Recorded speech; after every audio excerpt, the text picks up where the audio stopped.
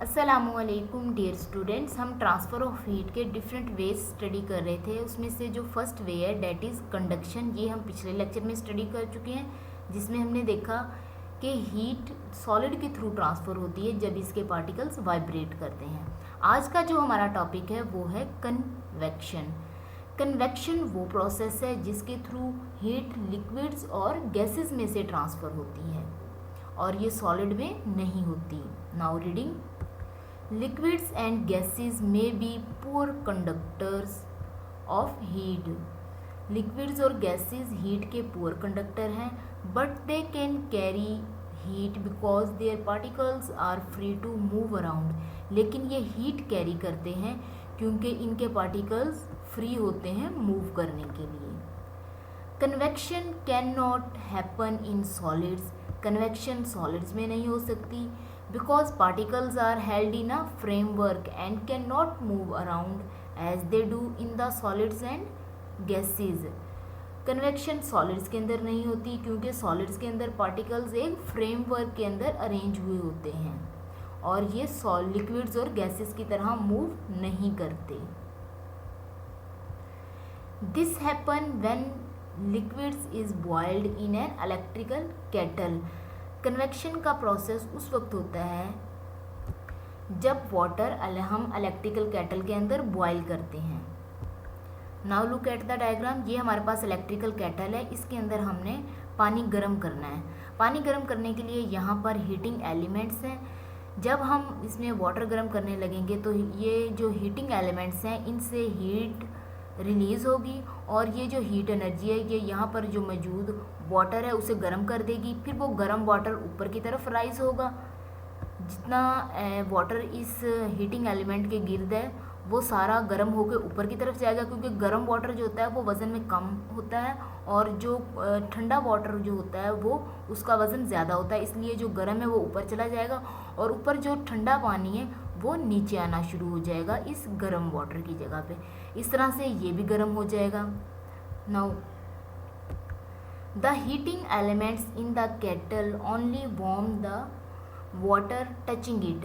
जो heating element है वो सिर्फ उस पानी को गर्म करता है जो इस एलिमेंट के साथ टच कर रहा होता है।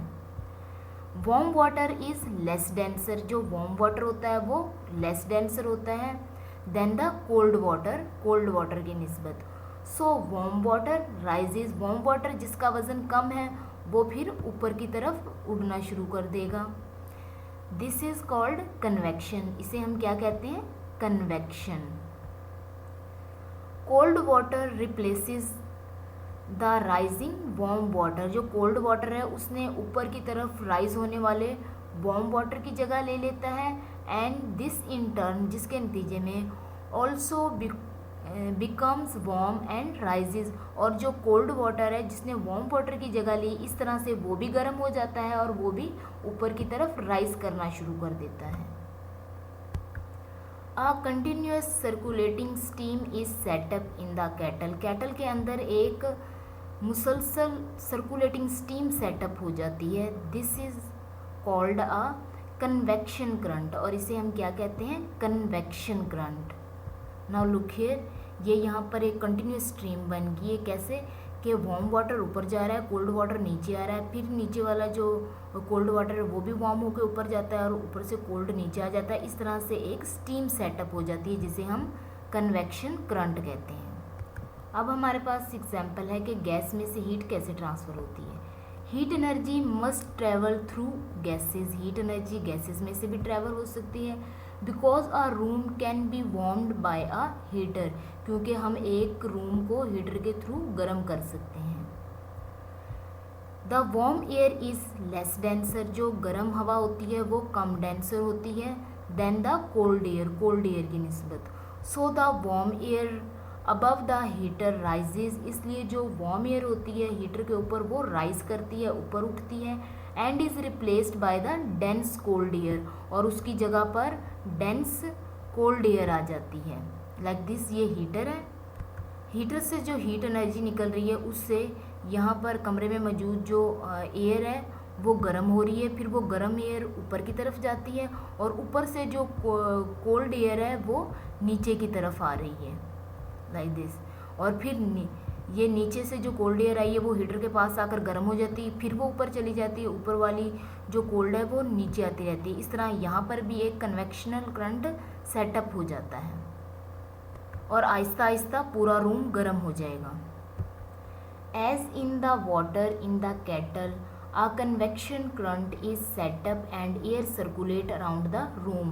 जैसा कि केटल के अंदर वाटर के अंदर कन्वेक्शनल करंट सेटअप हो गया था और इसी तरह से जो रूम के अंदर एयर है वहाँ पर भी कन्वेक्शनल करंट सेटअप हो जाता है और एयर पूरे रूम में सर्कुलेट करती रहती है। During the day land is heated by the sun much more quickly than the sea. दिन के वक्त लैंड ज़्यादा जल्दी गर्म हो जाती है सन की हीट से सी की निस्बत, समंदर की निस्बत। This setup a convectional current, इस तरह से लैंड और सी के दरमियान भी कन्वेक्शनल करंट सेटअप हो जाता है। So air moves in from the sea, और इस जो एयर है वो सी की तरफ मूव करती है। जैसे ही सन की लाइट आती है, लुक एट द डायग्राम, जैसे ही सन की लाइट आती है तो यहाँ पर जो लैंड एरिया है वो जल्दी गर्म हो जाता है, फिर ये गर्म एयर सी की तरफ मूव करती है और यहाँ पर जो कोल्ड एयर है वो दोबारा फिर इधर लैंड की तरफ आती है, फिर वो गर्म हो जाती है। जब गर्म होने के बाद उसका वज़न कम हो जाता है तो फिर वो सी की तरफ मूव करती है। इस तरह से यहाँ पर भी एक कन्वेक्शनल करंट सेटअप हो जाता है। When damp air from over the sea rises, it cools to form clouds। जब डैम्प एयर, डैम्प कहते हैं नमी वाली हवा को जिसके अंदर वाटर होता है, वेट होती है, जब जो डैम्प एयर है वो सी के ऊपर राइज करती है तो वो जो वहाँ पर जो एयर है उसे कूल कर देती है और क्लाउड बनने में हेल्प करती है। Now look here, cloud form where warm damp air rises and cool. जब जो वार्म एयर है वो ऊपर की तरफ राइज होती है तो उससे क्या बनते हैं, क्लाउड बनते हैं, बादल बनते हैं। वार्म एयर राइज हो रही है और क्लाउड बना रही है। उसके बाद cold air sink, cold air नीचे समुद्र में टकराती है ताकि ये भी गर्म हो जाए। Land warm up more quickly than sea. जैसे ही सूरज की रोशनी आती है तो जो लैंड एरिया है वो जल्दी से गर्म हो जाता है। ये गर्म एयर फिर समुद्र के ठंडे एरिया की तरफ जाती है और वहाँ की जो कोल्ड एयर है वो वार्म लैंड की तरफ आती है। जब वो लैंड की तरफ आती है और कोल्ड होती है तो उससे क्लाउड बनते हैं। इस तरह से यहाँ पर भी क्या सेटअप हो जाता है, convectional current. Thank you so much. अल्लाह हाफिज़।